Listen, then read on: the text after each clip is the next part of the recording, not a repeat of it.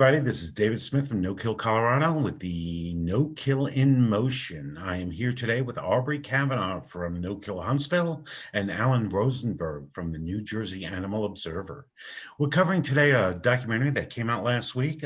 Mike Fry, who has been a no-kill advocate longer than any of us here. I think he's been out there a long time.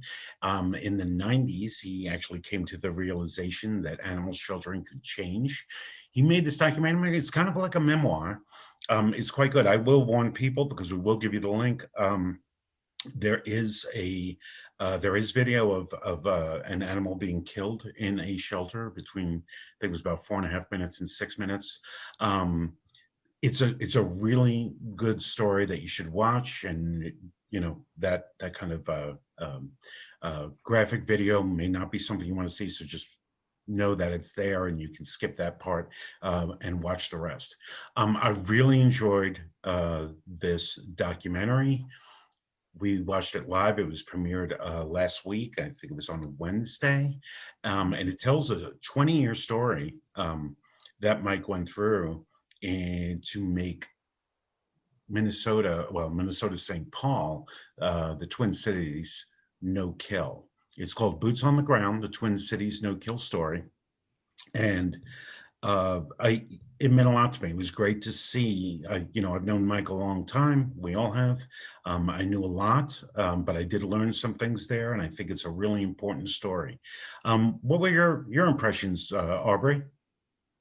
I knew that this was a labor of love for Mike, and I think that we were all anxiously waiting to see what would happen. Because I think when he first started working on the film, things were still kind of iffy when it had to do with Minneapolis. But because of the changes that had happened in St. Paul, it helped really bring Minneapolis into the future. So I think it was wonderful that by the time he got done with it, he really was able to tell the success story that had happened. And I think the message from Mike's journey, there are a number of messages, but we have to remember it took him 20 years. And I know that sometimes that people that advocate for shelter reform, if they can't get it done right away, they can't get what they want, they can't get people to listen, they either get frustrated and they get desperate, and sometimes their behavior degrades when we should always take the high road, or they just walk away, they give up. So I think that what Mike's story demonstrates is, again, this is not a sprint, it's a marathon. And if this is important to you, you just need to stay on subject and just keep talking and keep trying to bring people to the table. And eventually it will happen. So hopefully it is empowering to a lot of people in that regard in terms of persistence. Don't give up. Sometimes you have to kind of let things cruise for a while, and maybe some of the players change. Maybe you have new elected officials.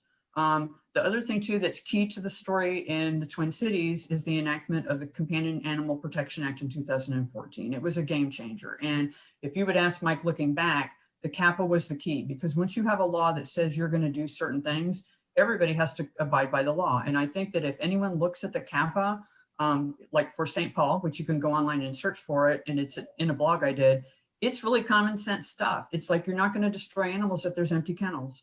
You're not going to destroy an animal if you've got a rescue group that's going to come in and accept it. You're going to give animals veterinary care. You're going to clean the kennels. You're going to keep statistics.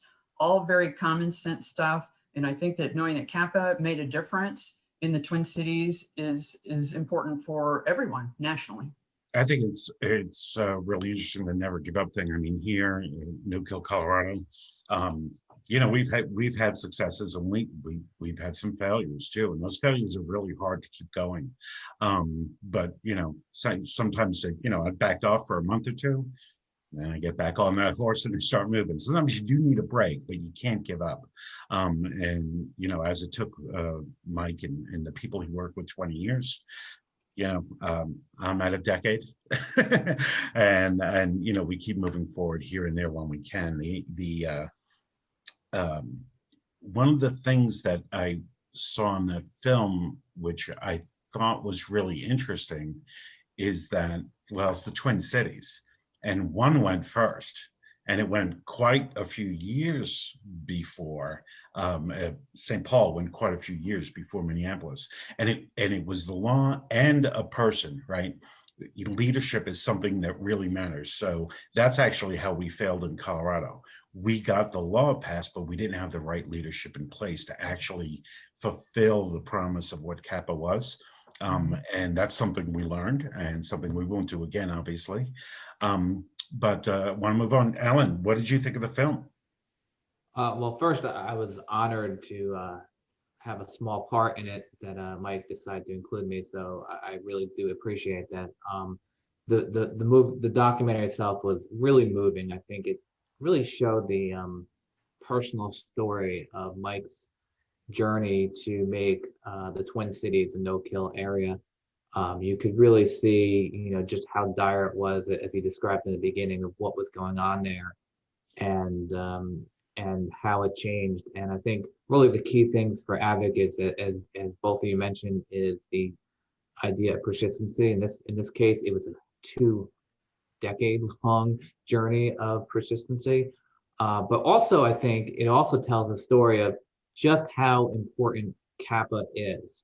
When you look at what happened there, CAPA literally made the area no kill. They did have a good director at I believe the St. Paul shelter, but it seemed like just having CAPA in place and a director that largely said, I'm going to work with rescues, made the place no kill. And in many places in the country, particularly here in the Northeast and in Mike's area in the upper Midwest, animal intake at shelters is so low that literally, if you just ask the local rescues to help you save your animals, that will get you there. Obviously, in some other places in the country, it's going to take a little more than just reaching out to rescues. But I think it's a really, really powerful message of how important CAPA is, and how at least a decent shelter director is to making a shelter in a community no kill. I think that's a great example, because actually, I mean, I don't enjoy talking about the failure that we had in Colorado, but the failure we had in Colorado was the first thing we had told the director is, we need to reach out to every single rescue in the state and get them involved. And we could not get them to do it. And these are the things that we learn. I mean, this is what I think this is what attracted me to the no-kill movement in the beginning, was that the idea is it's not static. That's what shelters have been for 100 years. We do have a no-kill equation, but when you look inside of that, it's not static inside of that. There are all these programs and services that can be actually handled in different ways to get there. And CAPA actually encapsulates all those and codifies them so that, people can get to where they need to get to. When you say, rescue groups are part of it, it's pretty broad in CAPA, but the fact is different groups can actually find different ways to actually enact CAPA and succeed. And that we've already seen that already, right? Minneapolis did it then different than Austin, and Delaware did different than they did, and Muncie, Indiana. So, it's been it's been a heck of a journey to watch what Minneapolis St. Paul did. The other thing that struck me there, we had a similar success here. He had one city council member that he was talking to, and the importance of finding that sponsor. I don't know what experience you guys have had in your localities on that. Aubrie, have you worked a lot with government officials? Absolutely. And ultimately, one of the changes that happened in Huntsville was we had a new city administrator come in, and he's a retired Army colonel. He ran the Redstone Arsenal, which is in Huntsville, Alabama. Smart guy, all about efficiency and what works best. And so bringing him in was key. We communicated with him, and we communicated with all members of council, and we still do, some more than others to this day. When we promoted what we call the HAPA, the Huntsville Animal Protection Act, we didn't quite get what we wanted. We didn't get there. What the city decided to do was it changed the whole animal code. And a lot of the things that we wanted were put in a complete rewriting of the animal code for the city. There were a couple of things that we didn't get, but we do have members on council that we consider friends to the issue. And ultimately in Huntsville, this really has become a point of community pride, not just for the people who live in the community, but for the mayor and the city council members for the Huntsville City Council. So we haven't quite given up on HAPA. The things that we wanted, the city actually, we think for the most part, they're doing already anyway. So what we plan to do as part of again, the marathon, not sprint thing is, because the city has made a lot of changes, we're probably just going to lay low for a little while. We're going to keep monitoring statistics, which we do every month. And then maybe in a year or a couple of years, we can go back to the city council and say, okay, we know before you didn't want to do this, but now that you've been essentially doing most of these things for years anyway, why would you not codify it? Why would you not have it as what I call legacy legislation that ensures that what you created is going to be sustained long after we have a new shelter director, or long after you're not on the city council? Why not have it be part of your legacy? So yes, those connections on council, they're absolutely key. Alan, what has been your experience? I think you've worked more at the state level, but maybe also local. Yeah, absolutely. On the local levels, a lot of the things we've done is help advocates remove regressive mayors from office and put more no-kill friendly mayors in office, and we've had a few elected that way. On a local level, we have worked in one city to try and reform the shelter and try to talk about CAPA.